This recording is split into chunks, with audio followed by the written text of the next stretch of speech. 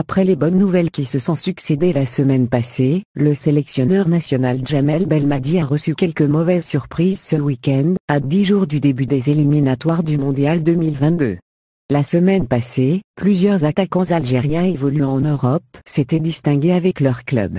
Bougdaoui et Delors ont marqué pour Nice et Montpellier respectivement et Bourama a ouvert son compteur but avec Vestang dès la première journée de Premier League alors qu'il n'a pas marqué tout au long de la saison. La journée d'avant, Slimani avait évité la défaite à Lyon en égalisant contre Brest, 1-1. Équipe nationale. Belmadi, la tête à la Coupe du Monde titulaire lors des 2 premières journées, l'attaquant de pointe des Verts n'a pas été aligné dimanche soir face à Clermont, 3-3, en raison d'une suspension. Andy Delors a en revanche joué presque tout le match Montpellier-Lorient, 3-1, et marqué le 3e but de son équipe, 83. Buteur déjà lors de la journée précédente, le capitaine de Montpellier est l'un des Algériens en forme en ce moment et son retour en équipe nationale est très souhaité. Delors a figuré dans l'équipe type de la journée de Ligue 1 française établie par le journal L'Équipe.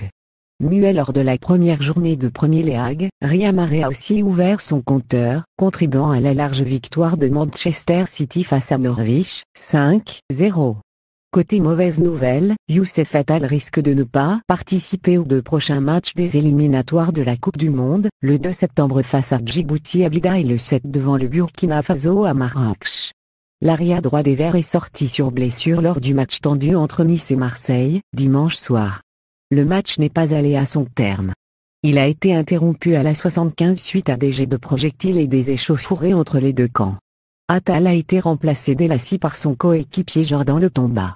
Lors de la dernière phase finale de la CAN, remportée par les Verts en Égypte, Attal s'était blessé dès le 3e match de la phase des poules et c'est Mehdi Zefam qui a pris sa place sur le flanc droit jusqu'à la victoire finale. Les Algériens du Golfe n'ont pas repris. L'autre souci pour Djamel Belmadi, c'est le manque de compétition de plusieurs de ses joueurs clés.